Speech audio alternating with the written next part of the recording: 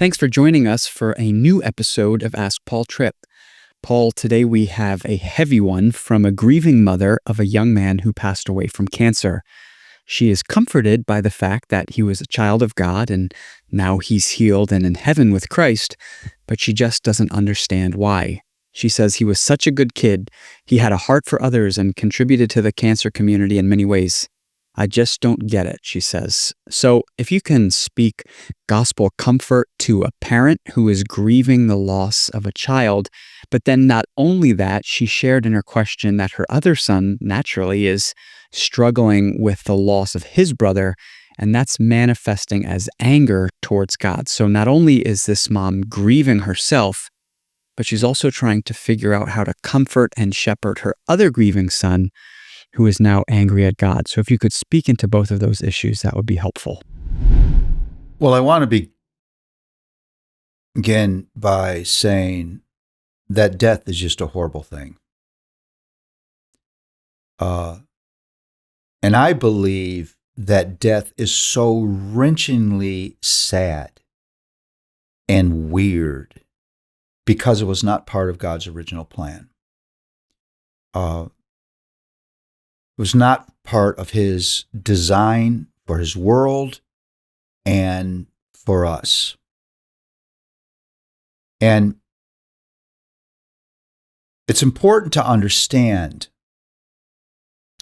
that the existence of death is not because God is punishing us, or not because he's forgotten us, or not because he's too weak to help us, but it's a horrible part of life in this fallen, dysfunctional world. We live in a world that no longer operates the way God originally intended, and part of that is disease and death.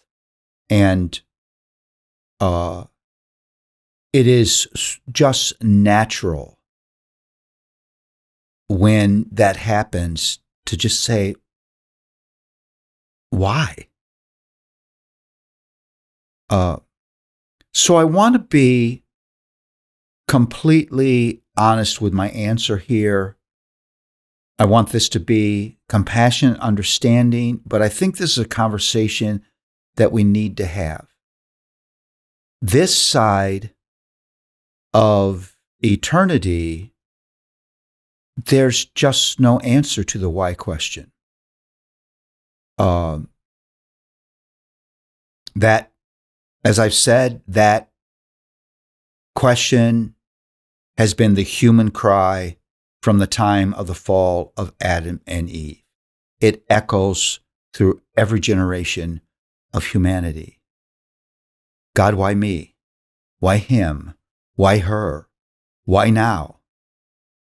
Why here? We all cry out in the pain of our grief and loss.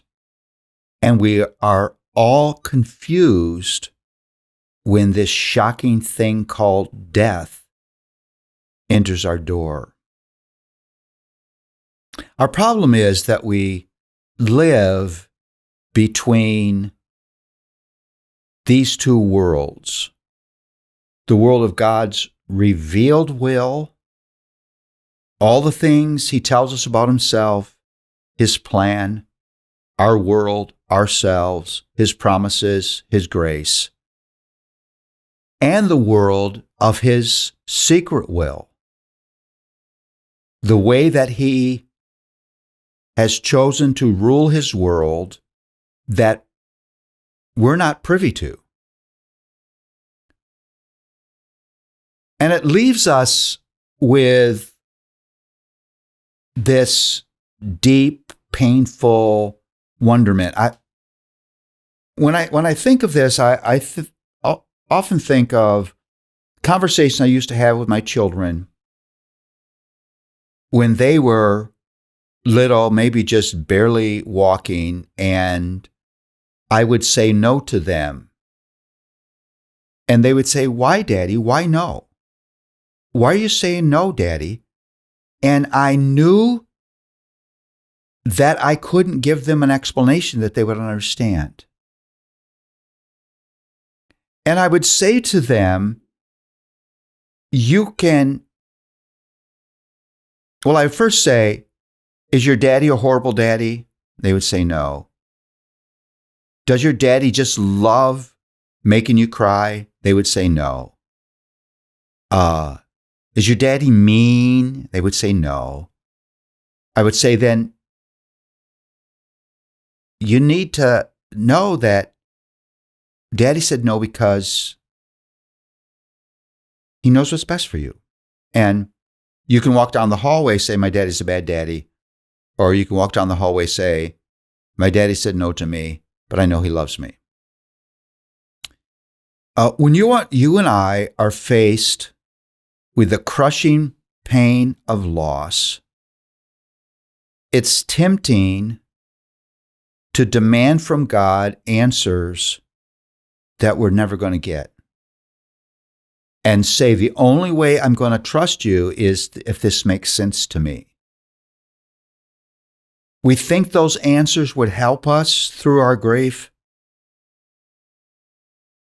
but at best we're left just to wonder and try to fill in the blanks of our own, because God has chosen in His infinite wisdom and boundless love not to reveal His secret will to us. I think He does that because He knows that we would not be able to handle the knowledge of His secret will. He's not doing that because He's deceitful and manipulative, but because He loves us. So, this leaves every one of His grieving children with two choices. And these are literally the only two choices in these crushing moments where we groan in pain at what we're facing, where you wake up in the morning and you can't believe that this is your life. First choice is, I will believe that God is who He says He is in His Word. I will choose to believe that He's perfectly holy, perfectly loving, perfectly wise, perfectly just, who always keeps His promises and is near to the brokenhearted, and I will run to Him with my grief. I don't understand. I hate that this has happened, but I'm going to choose to hold on to the God who is revealed in the Bible. Psalm 147:3 says, He heals the brokenhearted and binds up their wounds. 1 Peter 5:7, casting all your cares on Him because He cares for you.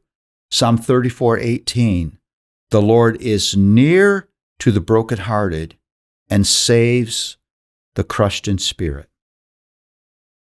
I embrace those descriptions of who God is, those promises of what He'll do for me, and I run to Him. Or there's a second choice. Because of your loss, you conclude that God is not good. You judge Him as faithful and unkind, and you run from Him.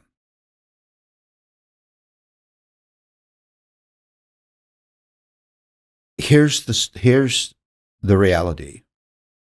You and I will never be able to cross the creator boundary line.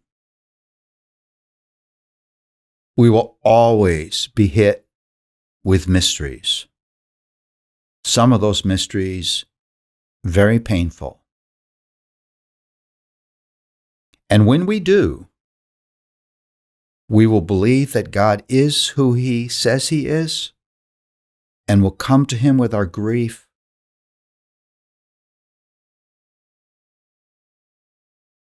Or our grief and our unanswered questions that come with it will cause us to quit believing and walk away from our Lord.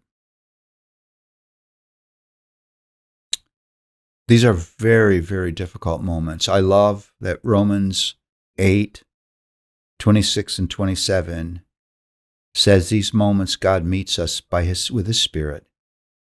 And even though we don't know how to pray because we're so confused, He takes our groanings and He carries them to the Father in words too deep for understanding.